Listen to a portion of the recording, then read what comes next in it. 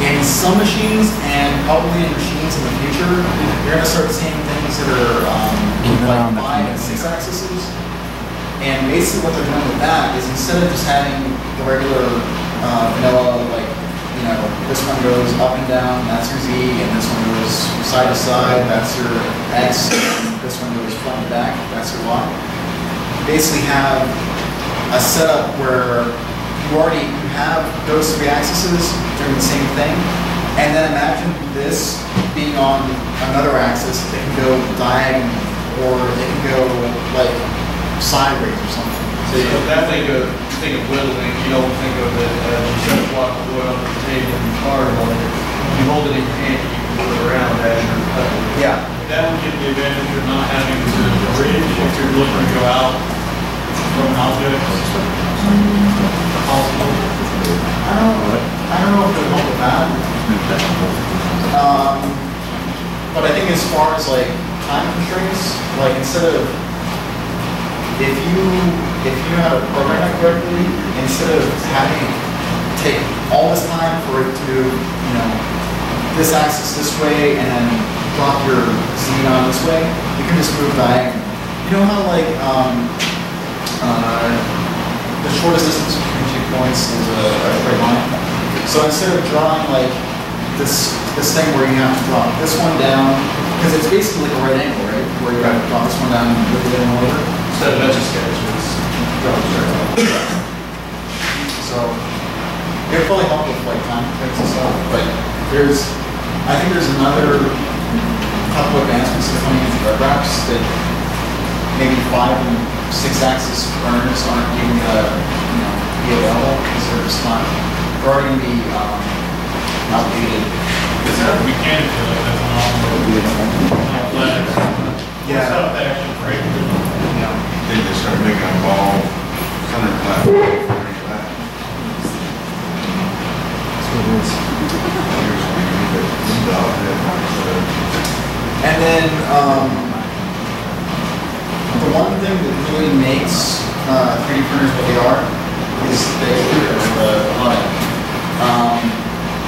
So the extruder that I have in the MakerBot right now is a very basic PLA ABS extruder. It can get up to about 300 degrees Celsius. Normally PLA and ABS melt at about 200 degrees Celsius. So it's not your plastic stuff. Yeah. So this is also the PLA that I use.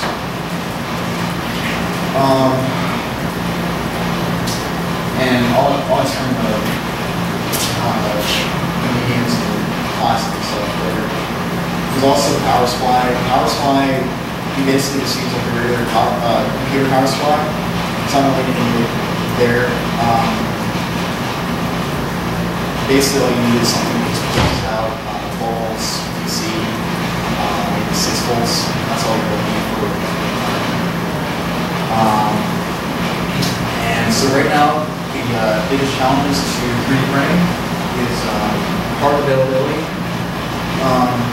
With a lot of the companies that are out there right now that are trying to, like the printer bot that got about $800,000 and people bought their products. They were backed up for like months, like 5 months. They were working on just making enough printed pieces to ship out with all the orders. So Raspberry Pi is it's just the availability of the manufacturer. Yeah. And then partially it's because you have a lot of amateur manufacturers, so you're depending on a lot of young people and people who are doing this out of a hobby instead of their spare time rather than for profit. And after that you have amateur engineering, which is kind of a problem right now. The biggest problem that I had with my Huxley when I built it was it had a Bowden cable that it was actually trying to push the plastic filament through before it got to the hot end extruder. And there was so much pressure every single time the extruder was actually trying to push the plastic through that the plastic tube that I was using it was basically a fight between me trying to keep the tube held onto and at the same time not having so much tension on the tube where it would just hold the plastic filament and keep it from extruding out. In retrospect, a bicycle brake cable might have been better than that little plastic tube. Yeah. But I could have just taken the brake cable out of that. Yeah, I mean, I gave up. On that small one, it had like a translucent plastic tube that everything went through since the print had to be smaller than inside. But it would like actually push it out and break it so that just with the pressure trying to push the So another thing with this so was it's still experimental. But the thing with the Huxley was they were trying to go for like a travel size 3D printer, something that you could just carry around with you and hook up real quick so you know do demonstrations and stuff. And the problem was you only have this much area for a print head because you got a smaller frame. And if you have a print head that's only going to be this big, every single time it moves up, if you have a motor on here, it's going to hit the motor. So you have to find some way of taking the actual extruding element and placing it somewhere else. So they provided me with this bar, and you would basically have the actual motor part of the extruder here, along with the brace and everything, and it would try and push out through a tube the filament, which would then push into the actual hot glue gun portion of the printer. And anytime that you would have some sort of, if the filament ever got stuck in the hot end, then it would basically push out of the coding cable and you'd have to shut it all down and then redo the whole thing. Yeah. So part of the problem was the fact that it was being engineered and it had a lot of great ideas put into it, but it's also being put together by amateur engineers and people who, don't know the right materials for certain things. Although, I mean, we still are experimenting with a lot of it. So amateur engineering, amateur programming,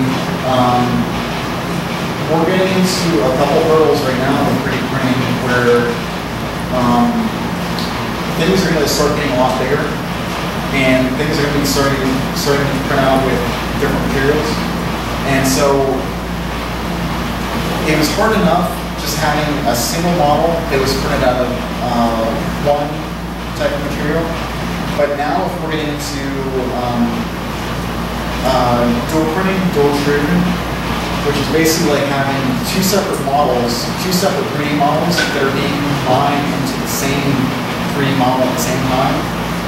So you basically have two separate G-codes that are being meshed together, and then you're basically printing out a single object from that.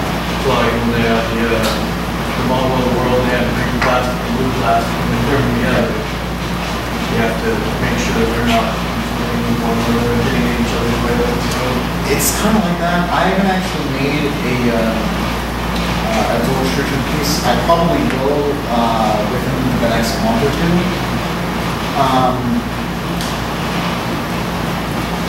But it has to move the extruder twice just for one area. Right. Because it's the same spot, it's got to be the same. Yeah. So you have a problem with trying to program these complex things, and then you also have a problem of trying to program things to deal with the big 3D models you're going to make in the future. If you're trying to make something that's going to be the size of this box, that's probably going to take you a day to make a 3D model. I mean, just for this box. To render it or to print it?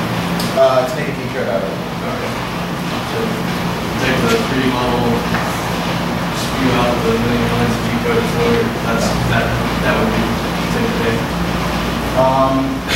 Right now, like if I have something that's moderate complexity, I'm talking about something that's just like if I was going to make like a base, three-dimensional base, and my current volume right now is about 6 inches by 6 inches cubed. It's basically